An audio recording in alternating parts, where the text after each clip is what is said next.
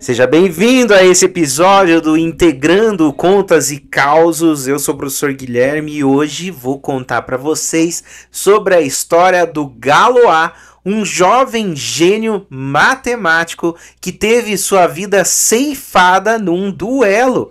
Inclusive, essas histórias que passam seja por morte, por duelo ou por tuberculose, faz parte da história da matemática em que diversos gênios jovens faleceram, especialmente na época histórica conhecida como Romantismo.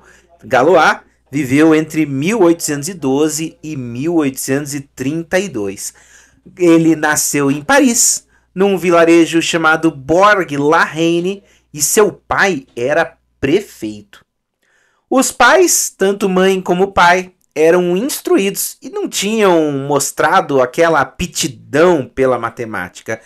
Quando entrou na escola, aos 12 anos, Galois mostrou pouco interesse por latim, por grego, por álgebra, mas por geometria, especialmente a desenvolvida por Legendre na época, ficou fascinado.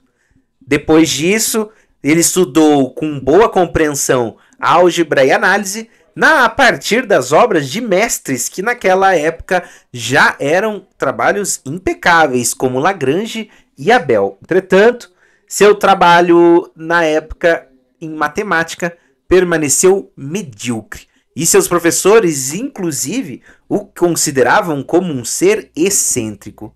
Aos 16 anos, ainda muito jovem, Galois sabia o que seus professores não tinham percebido, que ele era um gênio matemático. O que ele desejava, o que ele esperava, era entrar numa escola que já tinha abrigado muitos matemáticos célebres, a École Polytechnique, mas sua falta de preparo sistemático resultou em sua rejeição. Essa decepção foi seguida ainda por outras. Um artigo que Galois escreveu e apresentou à academia quando tinha 17 anos foi aparentemente perdido por Cauchy. Fracassou numa segunda tentativa de entrar na École Polytechnique. Pior que tudo, seu pai, sentindo-se perseguido por intrigas clericais, suicidou-se.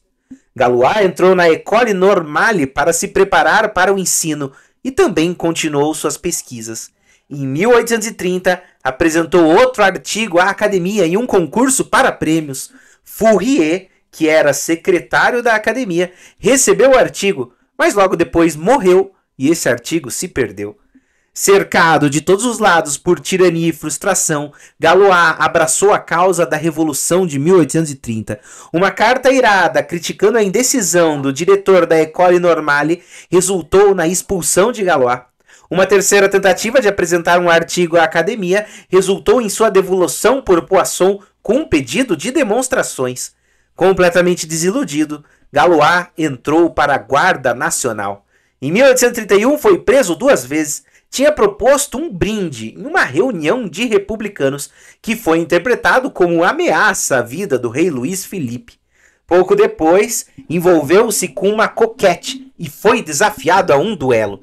Na noite anterior ao duelo, com premonições de morte, Galois passou horas escrevendo em uma carta a um amigo chamado Chevalier notas para a posteridade sobre suas descobertas. Pediu que a carta fosse publicada, como foi ainda no mesmo ano, na Revue Encyclopédique, e expressou a esperança de que Jacob e Gauss dessem publicamente sua opinião quanto à importância de seus teoremas. Na manhã de 30 de maio de 1832, Galois encontrou seu adversário em um duelo com pistolas que resultou em sua morte no dia seguinte.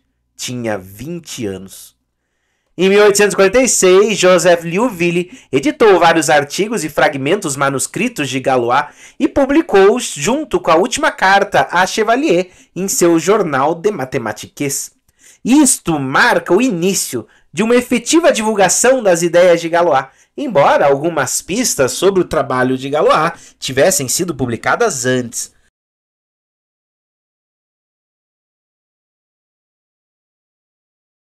Embora seu trabalho precedesse o da maior parte dos algebristas ingleses do grande período de 1830 a 50, as ideias de Galois não tiveram influência até serem publicadas em 1846.